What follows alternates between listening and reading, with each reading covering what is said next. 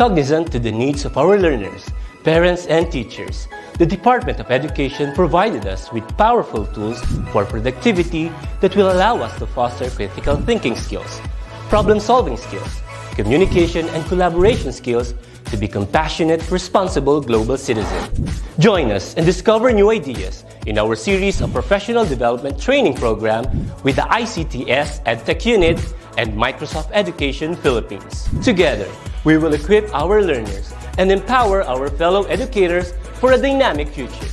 Para sa bata, para sa bayan, at para sa guro. Sulong Edukalidad.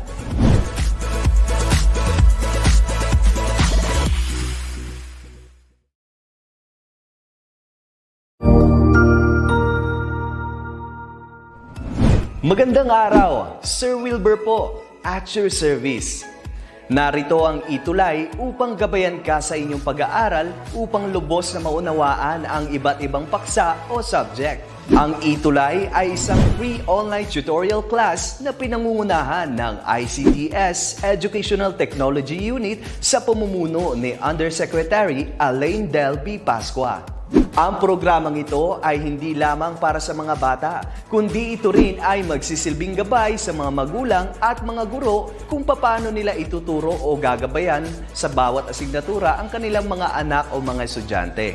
Sa kasalukuyan, ang self-learning module mula sa rehiyon ng Calabarzon at kilala sa tawag na Pivot ang ginagamit sa ating ETUlay online class. Kaya ano pang hinihintay ninyo? Ihanda na ang inyong mga ballpen o lapis, papel o kwaderno at samahan kaming itulay ang pagkatuto para sa bawat batang Pilipino. Sama-sama tayong magtutulungan para malampasan ang mga hamon sa panahong ito. Halina't matuto kasama ang inyong online tutor sa oras na ito.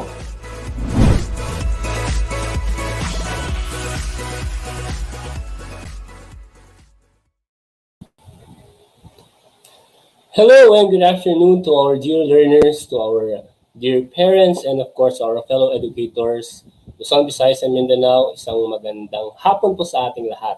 And we hope na kayo po ay nakapag-lunch na at ready na para sa ating online tutorial session ngayong hapon. Ang ating ETUlay online tutorial po na handog sa inyo ng Educational Technology Unit ng ating Department of Education. So, welcome po and we hope na ready na kayo mga bata. At again, maraming salamat po sa mainit na pagsuporta, lalo na sa ating mga teachers dyan sa Zamboanga. Maraming salamat po and good afternoon po muli. So, let's begin our ETUlay online session and we hope na ang ating mga learners ay ready na. Alright, so again, welcome to our third quarter in week 3 for English 1. So, as you can see, si Tutor Match ay nagtatagalog. Yes, as a tutor, parang gusto natin na mas mapadali ng ating mga learners na maunawaan ang kanilang lesson. So, nevertheless, we would like this to be more conversational and at the same time, easily to be understood by our learners. Okay? So, English 1, week 2 and 3. So, last week, we learned about sentences and non-sentences. So, we will have a quick review also of the topic about sentences and non-sentences. Alright, so again, good afternoon po sa ating mga teachers sa Pulo 1 Cavite City. And speaking of Cavite, ayan, maraming salamat po sa ating mga teachers dyan na sobrang supportive sa ating ETUlay. And also sa ating mga teachers din sa Batangas at sa inyo pong co-teacher, si Ma'am Cecil Adayan na nagdiriwang ng kanyang kaarawan. Happiest birthday, Ma'am Cecil.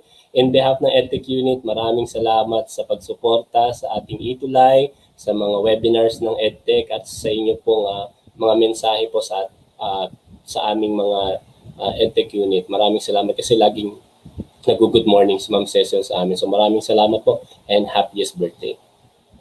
So again, ayan po ang ating schedule po every Tuesday ang ating English 1, every Wednesday naman ang Filipino at ang ESP naman natin ay every Thursday at ang bagong-bago po natin every Friday ng 5:20 to 6 ang financial literacy na ang inyo pong lingkod ang isa rin po sa tutor. Alright, so for quarter 3, week 2 and 3, again po, this is a continuation po ng ating last week session. Our objective is at the end of this tutorial, you will be able to recognize sentence and non-sentences, or sentences and non-sentences. Sa palagay ko, kayang-kaya nyo na ito mga bata kasi naalala ninyo yung ating goal or ang ating tatandaan last session natin na kapag sinabi nating sentence, ang sentence ay may, sige nga, to our online learners, kung natatandaan nyo pa, paano natin masasabi ng isang text na binabasa natin, whether it's in English, Filipino, alam natin no, ang Tagalog ng sentence ay pangungusap, medyo may pagkakaparehas sila, no? Ano ang masasabi natin o paano natin masasabi na ang babasahin natin ay isang sentence or non-sentence? Sige nga, based dito sa letter A natin na discuss natin last week, ano yung characteristics ng isang sentence?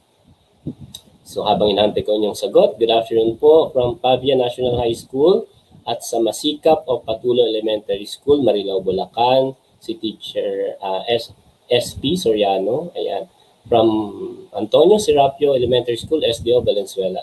Good afternoon po, Ma'am Naomi. Ayan, sabi ni Miss Rowena, a sentence has its subject and predicate, and it has a complete thought. Ayan, so ating mga grade 1 learners, ayan, sabi ni Gemma, may subject at predicate. Tutor Madge, ano ba yung subject at predicate? So naalala nyo ba na sabi ni Tutor Madge na ang sentence din ay parang story. Mayroon siyang tauhan or subject o yun yung pinag-uusapan. Pwedeng tao, bagay, hayop, mangyayari, parang may pinag-uusapan. Yun yung subject natin. Yung predicate naman, yun yung nagde-describe o nagpapaliwanag dun sa ating subject. Tama. Sabi ni Sir Ariel, it starts in a big letter. So, nakita natin dito sa letter A, no, yung the family, yung letter T ay malaking letter or big letter. At ang nagtatapos siya, sabi niya, it ends in a punctuation mark. So, yung ating punctuation mark sa letter A ay, ang tawag natin dyan ay, sige nga, sa ating mga online learners, ang tawag natin sa punctuation mark natin dito ay, nag-start sa letter P, and yun din ang observation ni Percy. Nag-start po sa big letter at nag-end siya sa, ayan, may sagot na si Sir Percy. Correct. Sabi rin ni, ayan, may bigla tumalon yung comment, ni Rowena. Ayan, so period. Correct. So may period siya. Alright, so nag-start sa big letter, tapos nagtatapos siya sa punctuation mark na ang example natin sa letter A ay may period. Sabi ni G, a sentence starts with capital letter and ends with punctuation mark. Yan. So, kita natin mga learners, ano? The family, yun yung pinag-uusapan. So, ang tawag natin sa the family ay, sige nga mga bata, anong tawag natin sa the family? Sila yung pinag-uusapan, di ba? Ano yung tawag natin sa pinag-uusapan o yung halimbawa sa kwento natin or sa story, ito yung tauhan natin or yung topic natin na pinag-uusapan natin. So, tama ang sagot. Ayan, si Luke sumagot din ng period daw. Ayan, thank you, Luke. Ayan, very good. Si Rowena, ito ay subject. Ayan, so yun yung sinasabi natin kanina mga bata. So, yung example natin dito, yung family ang ating subject. Praise together, ang tinatawag naman natin na, syempre alam niyo na, predicate. Alright, so ang sentence natin ay may dalawang bahagi. Subject and predicate. Sige nga, sabihin mo nga ulit. Subject, predicate. Again, can you repeat? Subject, predicate. Alright, so again, so that's the part, those are our parts of sentences or sentence. So, subject and predicate. So, meron tayong, and sabi ni Jessica, family is the subject. And, ayan, yung praise together ang predicate. Very good sa ating mga online learners. So, warm up pa lamang yan, ha? So, basically, alam na natin to kasi ito ay sample natin last week. So, ito rin ay si Ethan and Joy. Ito ay, this is an example of, yes, so parang wala siyang predicate, tutor Madge. So, pwedeng tao sila na pinag-uusapan. So, ito ay subject lamang. So therefore, kung subject lamang ito, hindi siya kumpleto, di ba? Wala siyang predicate eh. wala siyang pinag-uusapan or walang nagde-describe kina Ethan and Joy. So subject lang ito. So ang tawag dito pag hindi kompleto ay, anong tawag mga bata? What do we call this kind of sentence which is not a sentence? Very good, tama. Non-sentences or non-sentence. So pag hindi sentence, non-sentence. Okay? So very good si Kirsten at Alea. So tama. Sabi rin ni Vilma, non-sentence. Okay? So kung subject lang siya or predicate lang siya, yan, kulang. So dapat subject and predicate. At pansin din natin, wala siyang punctuation mark, di ba? Walang tuldok, wala kung anumang na punctuation mark. So ang sagot natin ay correct, non-sentence. Ito naman. Ayan, sagot na natin dyan. Ito naman ay parang predicate lang. So nag-describe siya. Kunwari, she is a talented girl. Kung may she yan, pwede yung sentence. Pero dahil ang nakasulat ay a talented girl, ang tawag natin ito ay halimbawa ng isang predicate. So ito ay non-sentence. Very good. So kulang, no? So hindi rin siya kumpleto. Ayan. Very good. Si Luke pa rin, si Kirsten, si Joshua, si Lenny. Sabi ni Virginia, incomplete po. Ayan. Very good. Yan, si Leah Matthew, grade 1 din. Okay, thank you. At yun nga ang kasagutan natin. So, letter D naman, they study their lessons. Ayan.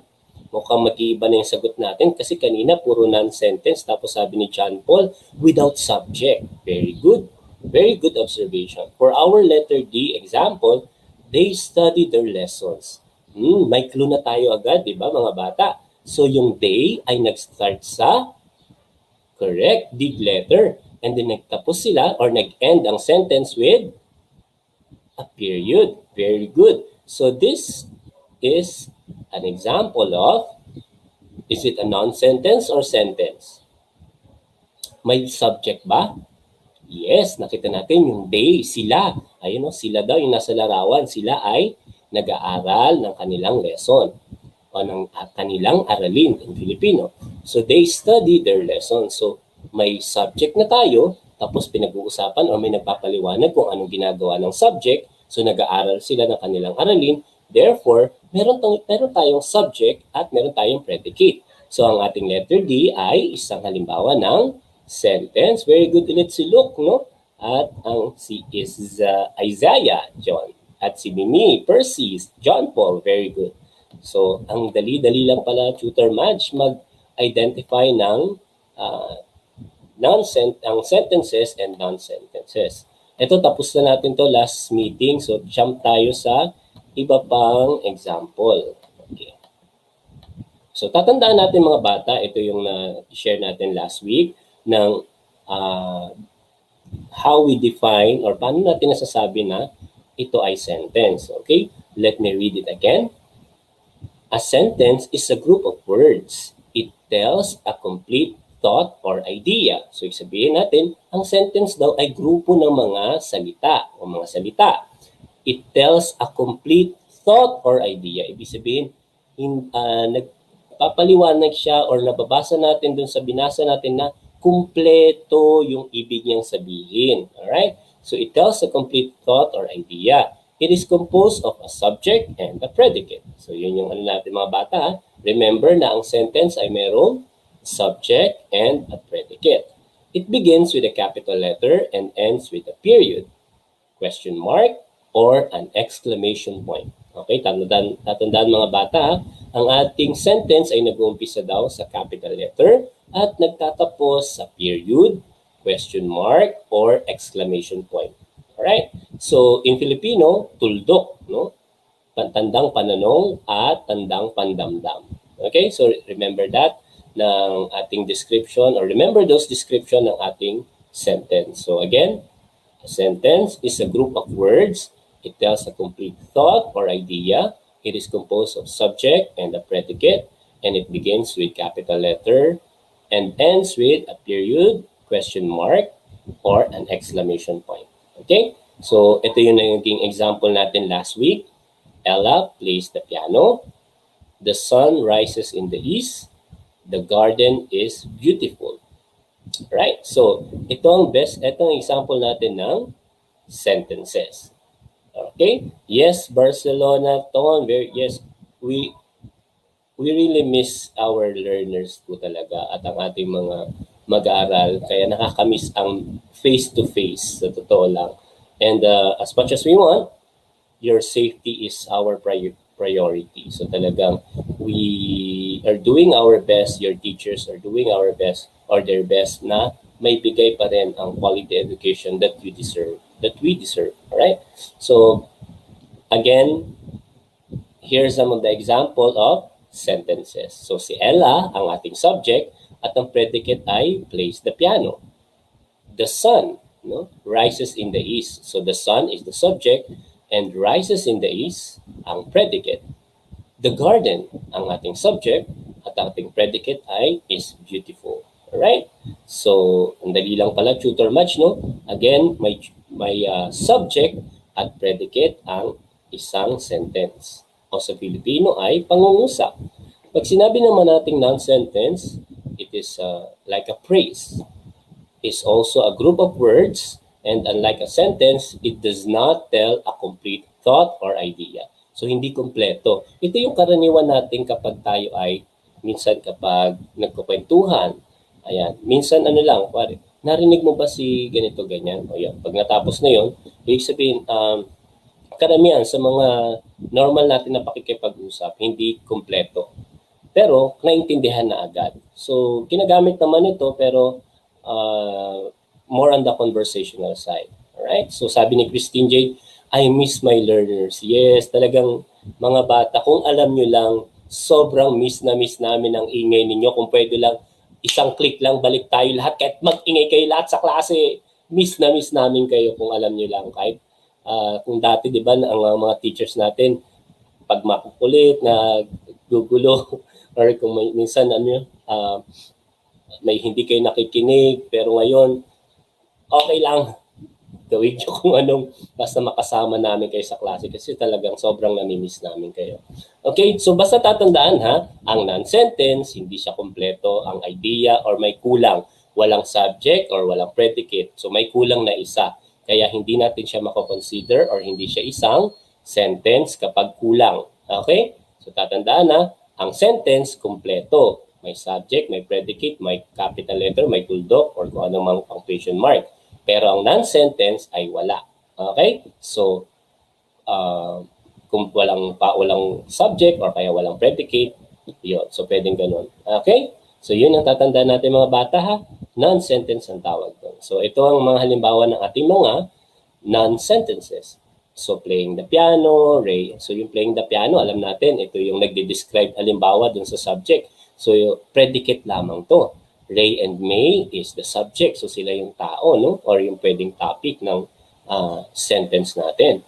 White garden, nagde-describe din yan. Sets in the west, nagde-describe din. Jason's dog, yung subject naman. And flying a kite ay yung nagde-describe naman. So, ito yung mga halimbawa natin ng mga non-sentences.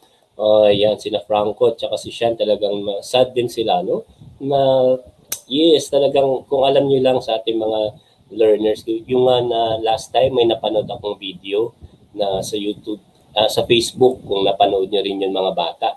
Yung bata na umiiyak kasi miss na daw niya at gusto na daw niya makita yung totoong teacher. And personally, medyo naiyak ako ng doon sa story na yun. Naiiyak nangingiti kasi nga alam naman natin na talagang lumalabas yung natural, na talagang yung mga bata gustong-gusto rin talaga nilang mag-aral at gusto rin nilang makita yung kanilang totoong teacher nga daw.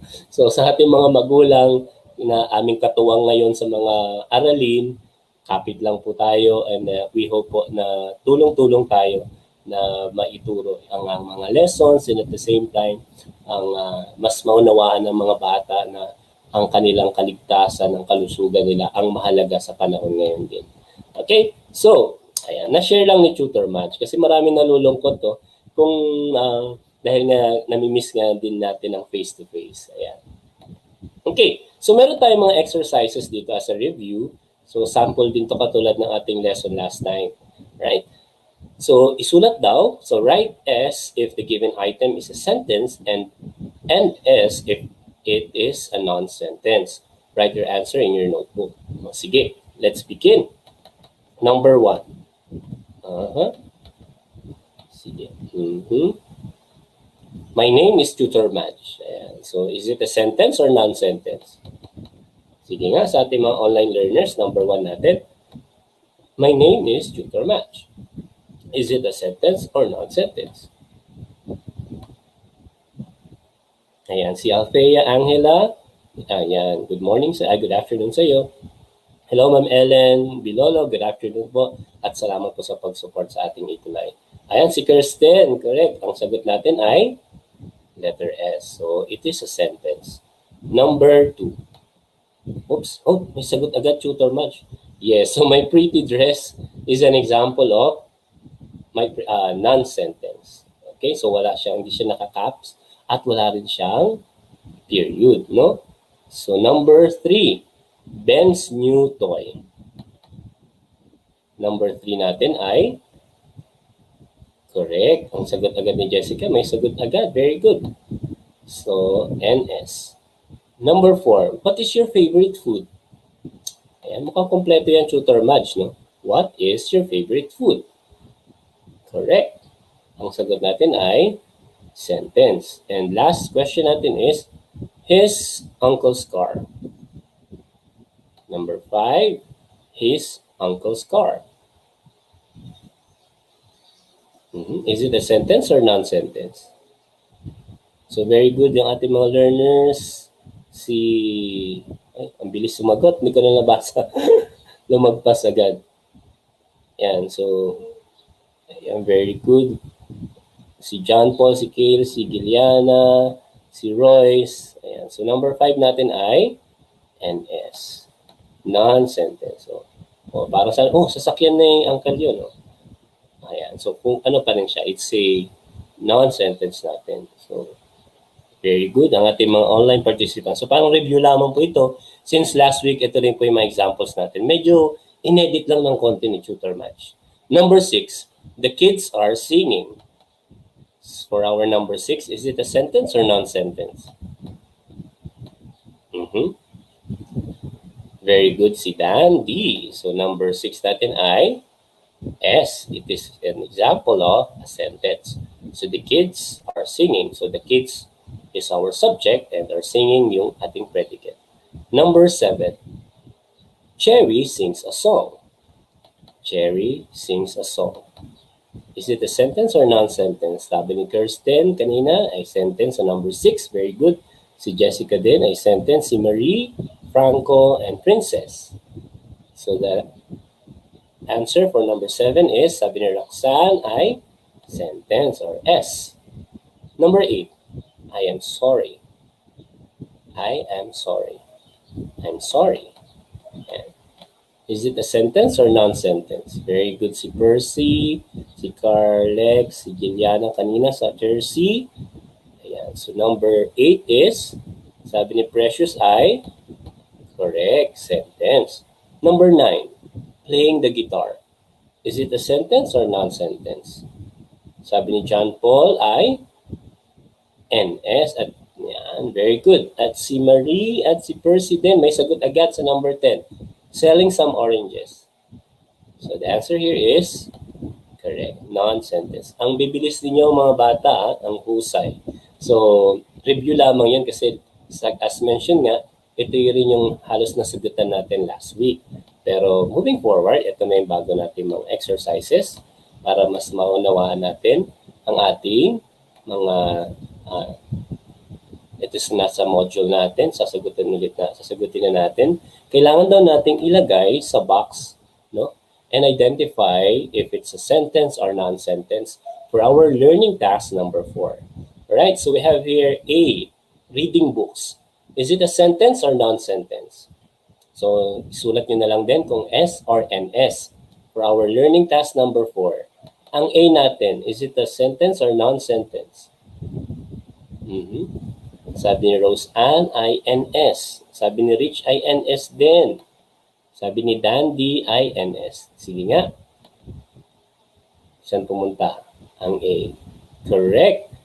Number tuloy. Ang reading books ay an example of non-sentence. Very good, Ruchi Ann. So next naman tayo, letter B. I love my parents. I love my parents. Sige nga. For our letter B. I love my parents. Kung love mo nga ang iyong parents, i-type nga ang heart. So mag-comment ng heart shape kung you love your parents. Ayan. So, I love my parents.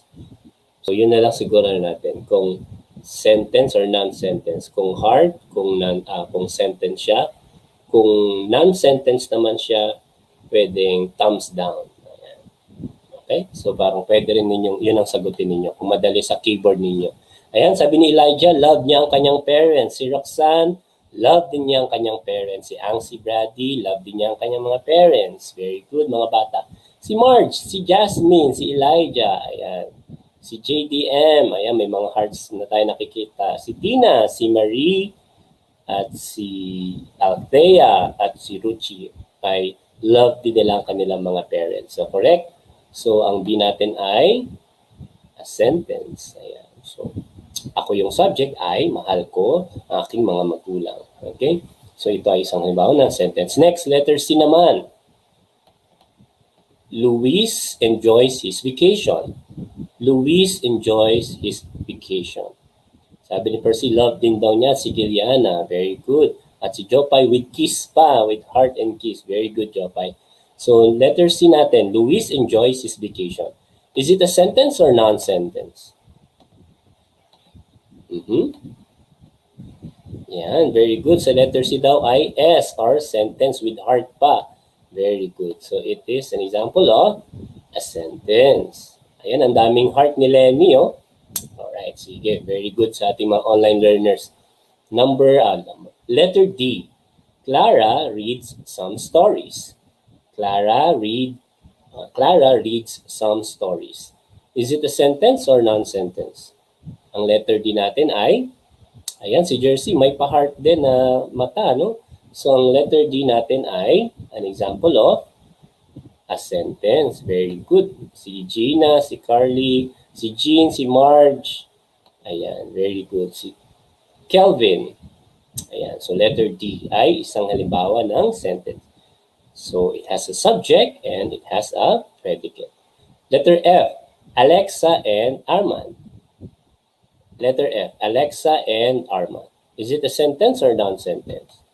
So, nakita na natin yan, tutor match, basta pangalan lang, subject lang yun, wala siyang predicate, hindi siya sentence. Very good. Sa letter E natin ay non-sentence. May thumbs down na tayo. Ayan, very good. May nag-thumbs down din.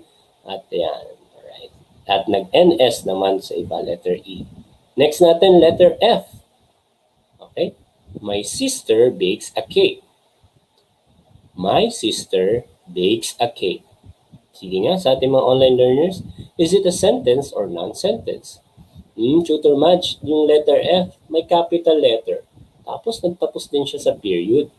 So, I think may subject siya, yun yung my sister. Tapos ang predicate niya, bakes a cake. So, ang letter F natin, sabi ni Roxanne, ay may pa-heart din, ay correct. So, it's an example of a sentence. Right? So, tama si Rio, si Althea, si Angsi, very good. Si Carlexi, si Weng, si Marge. Ayan, very good sa ating mga online participants. Letter G. Drinking apple juice. Ano kaya ang letter G? Sabi ni Princess, may sagot agad. Tsaka si Juliana. Ang letter G natin ay drinking apple juice. Sige nga, sabihin mo nga ulit, drinking apple juice. So, umiinom ng apple juice. Ang tanong, sino? So, ibig sabihin, hindi kompleto, walang tauhan o walang subject, tama? So, ang sagot natin sa letter G ay may thumbs down si Roxanne. Ang sagot natin ay non-sentence. Very good. Si Marie, si Ruthie, si Kelvin, si Baby. Ayan, maraming salamat sa inyong active participation. Thank you for your active participation. Si Jopay din, non-sentence. Kulay yellow naman ang kanyang heart. Very good. Letter H naman tayo. Carlo recites a poem. So kung ang ano naman turo ni teacher, poem, walang kaso, okay lang yan. Carlo recites a poem. Carlo recites a poem. Ano kaya to? Is it a sentence or non-sentence? Tutor Madge, si Carlo yung pinag-uusapan at nag-start siya sa big letter C. And then yung binasa mo, Tutor Madge, ay may tuldok sa huli. Carlo recites a poem. So ang sagot natin dyan ay sa letter H. May heart na ba ako nakita? Ayan, very good si Ruth C. My heart. Alright, very good. Ang letter H natin, si Jasmine ay may heart din. Yung iba ay H. At S ang sagot, excuse me. Ang sagot natin ay correct. For letter H, it's a sentence. So, very good, Jessica. Ayan, so may thumbs up din. Si Elijah ay may heart din. So, sentence siya. Letter I naman. Visiting my grandparents. Visiting my grandparents. Is it a sentence or non-sentence? Bisitahin or bumisita sa lolo't lola. Sino ang bumisita sa lolo't lola? So, incomplete, ano? Hindi siya tama. Ang letter I natin, sabi ni Roxanne, ay non-sentence. May thumbs down din siya, no? So, ang letter I is an example of non-sentence. Kasi visiting my grandparents lang eh. Sino yun? So, pwedeng kung meron siya mga pangalan, may pangalan, Ariel is visiting his grandparents or going to visit his grandparents. So, kung meron ganun, pwede yun. Kaso, dito sa letter I, visiting my grandparents. So, kulang. So, walang subject. Okay? So, letter J na tayo. Ang bilis natin, no? Kasi ang husay ninyong mga bata, ang gagaling ninyong magsagot. So, letter J, Vince's favorite toy. Vince's favorite toy. Sa J naman natin, is it a sentence or non-sentence?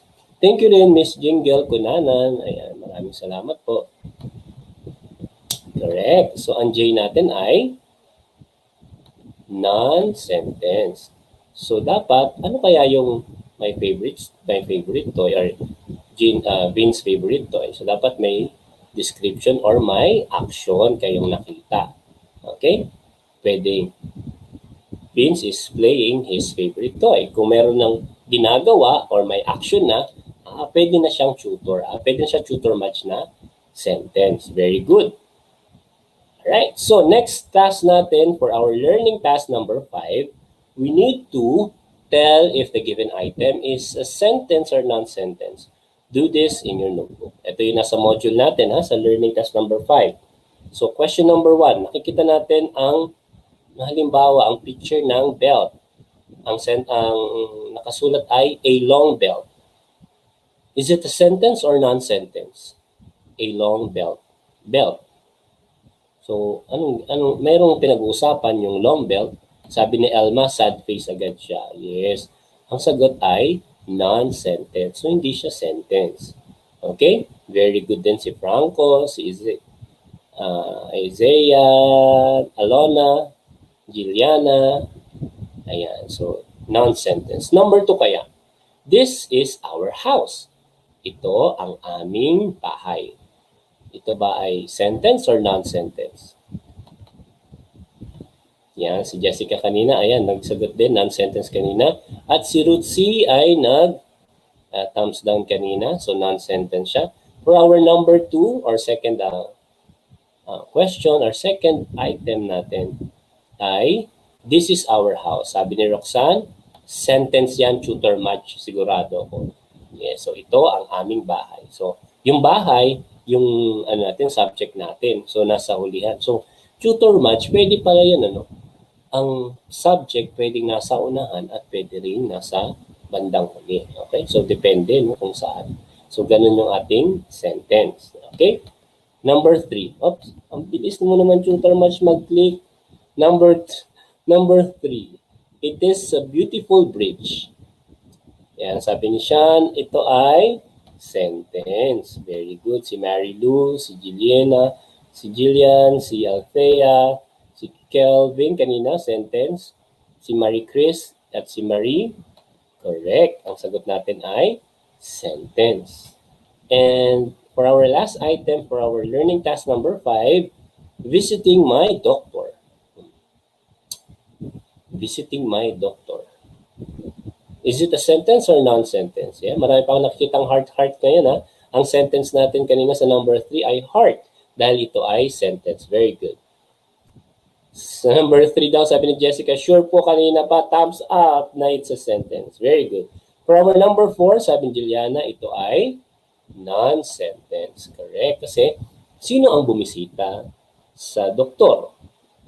Kulang, no? So, bumisita sa doktor. So, kailangan kompleto ang ating idea or kompleto ang ating mensahe. Kaya ito ay masasabi natin sentence or kung hindi kompleto ay non-sentence. Very good.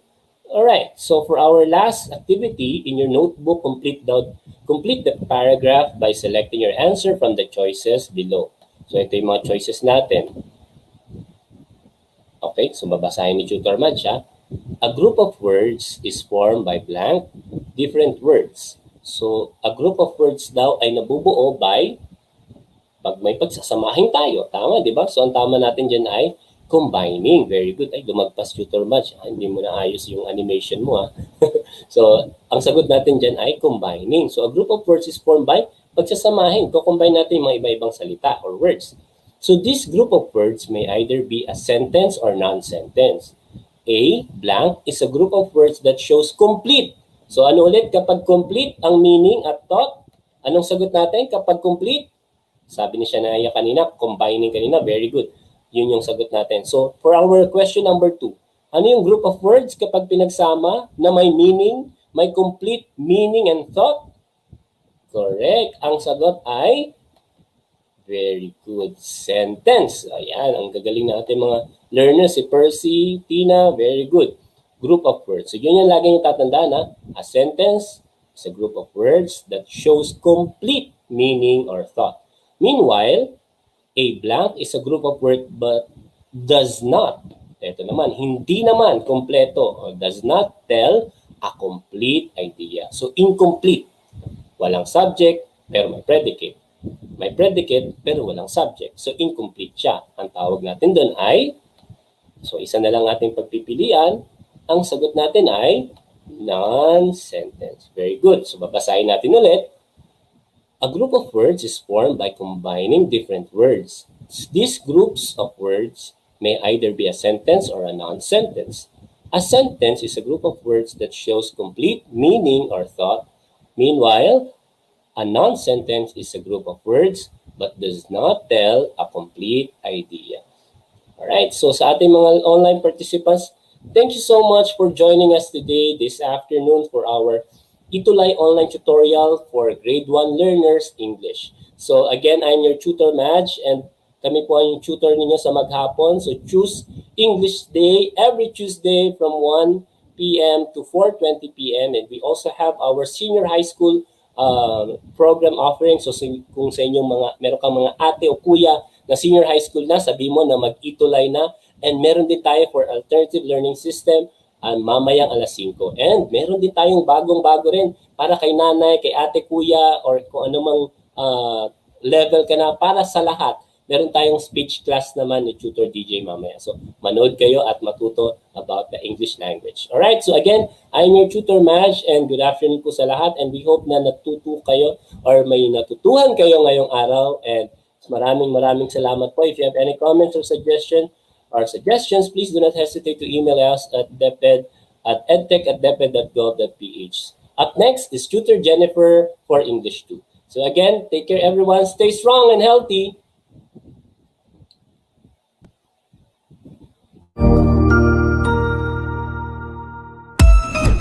Magandang araw, ako po si Sir Ariel, ang ALS lover ng Edtech Unit. Narito po ako para sa isang napakagandang balita at upang magpaalala na ang kinabukasan ay mas gaganda at uunlad kung ang lahat ay patuloy na mag-aaral. Sa edukasyon sa ating bansa, tiyak na walang maiiwanan sa pag-abot ng mga pangarap. Kaya naman ang Department of Education ICT's Educational Technology Unit at Alternative Learning System Task Force ay nagtutulungan sa pagkakaroon ng Edtech Empowerment Program upang maihatid ang excellent quality education sa ating mga ALS learner and teachers. To easily deliver the lessons from the modules and other references, we will provide tablet PC as part of the DepEd computerization program to all ALS teachers and orientation on the use of these packages.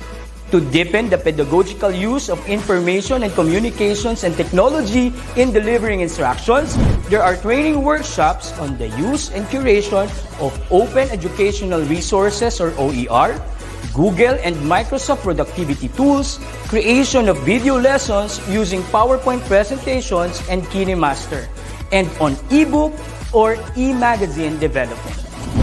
To create an avenue for remedial lessons that is open to all learners, teachers, and parents, we will have the ETUlay free online tutorial and mobile ETUlay, where we will visit remote schools to feature the best practices of our ALS teachers and learners. Sa mga out-of-school youth and adult, laging tatandaan na may pag-asa upang makapagpatuloy sa pag-aaral. May ALS para sa inyo. Ang edukasyon ay para sa lahat. Para sa bata, para sa bayan, para sa guro. Sulong Edukalidad.